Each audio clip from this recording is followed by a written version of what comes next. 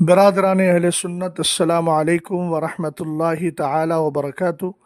حامدا و مسلیا و مسلما، اما بعد، فاعوذ باللہ من الشیطان الرجیم، بسم اللہ الرحمن الرحیم۔ قل جاء الحق وزهق الباطل ان الباطل كان زهوقا۔ صدق اللہ العظیم و صدق رسولہ النبی الامین المتین المعین الکریم۔ بارگاہ رسالت مآب صلی اللہ تعالیٰ علیہ وسلم میں درود و سلام۔ اللہ رب و محمد صلی اللہ علیہ وسلم نحن عباد و محمد صلی اللہ علیہ وسلم صلاۃ و سلام علیک یا رسول اللہ صلی اللہ تعالیٰ علیہ وسلم۔ میں فقیر رضوی محمد شہزاد عالم، خادم مرکز الدراسات الاسلامیہ جامعۃ الرضا، مرکز اہل سنت بریلی شریف، یو پی ہند، آپ حضرات سے عرض گزار ہوں، مخاطب ہوں۔ اعلیٰ حضرت امام اہل سنت فاضل بریلوی رضی اللہ تعالیٰ عنہ کی زبان میں عرض گزار ہوں، کام وہ لے لیجئے تم کو جو راضی کرے، ٹھیک ہو نام رضا تم پہ کروڑوں درود۔ اور اہل سنت و جماعت کی ترجمانی اور ان کی صلاح و فلاح کا تذکرہ کرتے ہوئے میرے امام ارشاد فرماتے ہیں، اہل سنت کا ہے بیڑا پار، اصحاب حضور نجم ہے اور ناؤ ہے عطرت رسول اللہ کی۔ علامہ جلال الدین سیوطی رحمۃ اللہ تعالیٰ علیہ کی کتاب احیاء المیت بفضائل اہل البیت میں سنیت اور اسلام کا درس یوں دیا گیا کہ سرور کائنات صلی اللہ تعالیٰ علیہ وسلم نے ارشاد فرمایا، جس کے راوی امام حسن مجتبی رضی اللہ تعالیٰ عنہ ہیں، کہ آقا کریم علیہ السلام ارشاد فرماتے ہیں، لکل شیء اساس و اساس الاسلام حب اصحاب النبی و حب اہل بیتہ صلی اللہ تعالیٰ علیہ وسلم۔ نبی کریم علیہ السلام نے فرمایا، ہر چیز کی بنیاد ہے، اسلام کی بنیاد دو چیزیں ہیں، ان میں پہلی چیز مصطفیٰ کریم علیہ السلام کے جملہ اصحاب سے محبت کرنا، اور دوسری چیز ہے اہل بیت سے محبت کرنا۔ ان دونوں بنیادوں کو سلامت رکھنا یہ ایمان کی سلامتی کے لیے ضروری ہے، چونکہ جو سرکار علیہ السلام کی اصحاب سے محبت نہ کریں، صرف اہل بیت سے محبت کریں، تو ان کو رافضی کہا جاتا ہے، اور جو صرف اصحاب رسول سے صلی اللہ علیہ وسلم سے محبت کریں اور اہل بیت سے معاذ اللہ نفرت رکھیں تو ان کو ناصبی کہا جاتا ہے، اور جو دونوں مبارک جماعتوں کو چھوڑ دیتے ہیں ان کو خارجی کہا جاتا ہے، اور جو دونوں سے محبت کرتے ہیں ان کو اہل سنت و جماعت اور سنی کہا جاتا ہے۔ دو چند سال سے ہند و پاک کے اندر نام نہاد مولائی، نیم رافضی اور رافضیوں کے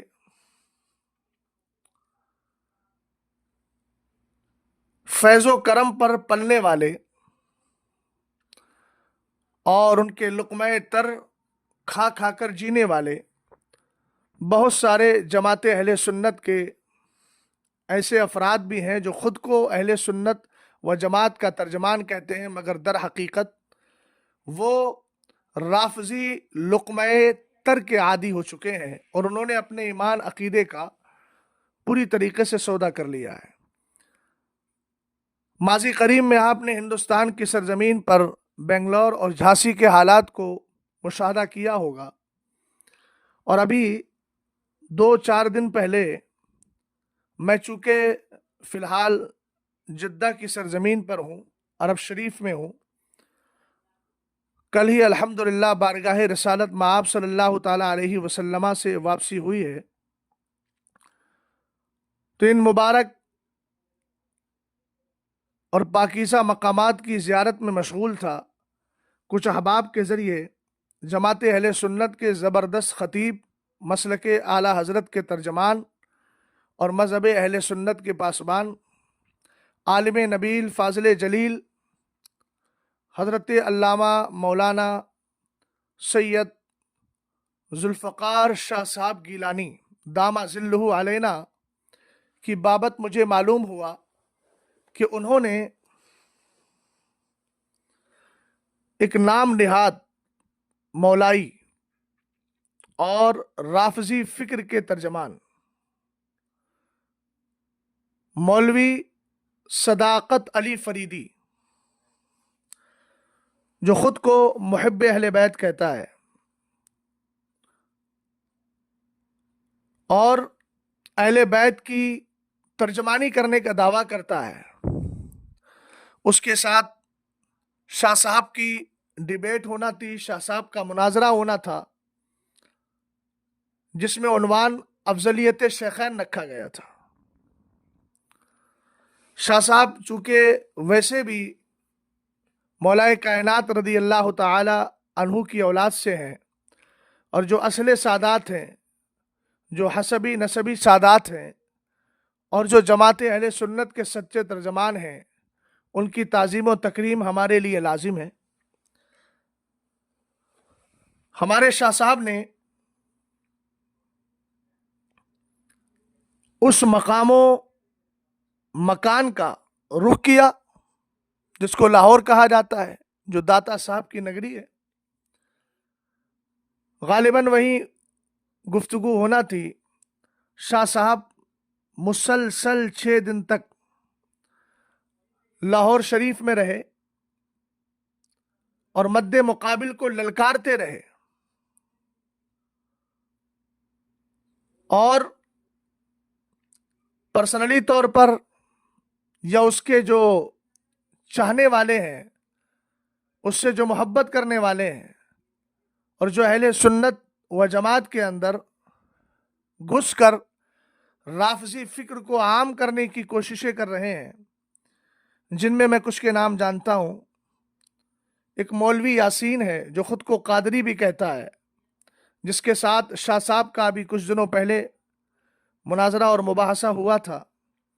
یوں ہی خود کو بہت بڑا مصنف سمجھنے والا اور حضرت امیر معاویہ رضی اللہ تعالی عنہ کی شان میں جو حدیث مروی ہیں، ان میں نقص اور عیب نکالنے والا مولوی ظہور فیضی، اور اسی طرح منہاج یونیورسٹی کا ایک پروفیسر جس کا نام خواجہ اللہ رکھا ہے، یہ حضرات بھی صداقت علی فریدی کو مناتے رہے کہ شاہ صاحب کے سامنے بیٹھ جاؤ، مگر آپ جانتے ہیں کہ جس کے ساتھ حق کی تائید ہوتی ہے، پوری یہ ذریت جو خود کو مولائی کہتی ہے، ہماری زبان میں نام نہاد مولائی، اور در حقیقت رافضیوں کے فضلہ خوار اور ان کے لقمہ تر پر پلنے والے، یہ حضرات ایک صداقت علی فریدی کی بات نہیں، اگر یہ پوری ذریت پوری جماعت بھی مل کر اگر بیٹھ جائے تو الحمدللہ جماعت اہل سنت کا ایک فرد ان کے لیے کافی و وافی ہے۔ اور شاہ صاحب نے لاہور کی سرزمین پر جا کر مسلسل تگ و دو کرنے کے بعد اس بات کو ثابت کر دیا کہ یہ رضا کے نیزے کی مار ہے، کہ عدو کے سینے میں غار ہے۔ الحمدللہ رب العالمین، شاہ صاحب وہاں 6 دن تک مسلسل لاہور میں رہے، اور ان حضرات کے توسط سے بھی اس کو سامنے آنے کی دعوت دیتے رہے، مگر اس کے بعد بھی یہ شخص شاہ صاحب کے مقابل بیٹھنے کے لیے تیار نہیں ہوا۔ جماعت اہل سنت کے عوام اور افراد سے میں یہ عرض کرنا چاہوں گا کہ جو بھی باطل پرست ہیں اور جن کے نظریات عقائد اہل سنت کے خلاف ہیں، ایک تو وہ بزدل ہوتے ہیں، دوسری بات ان کے اندر اتنی ہمت نہیں ہوتی کہ وہ اہل حق کا مقابلہ کر سکے۔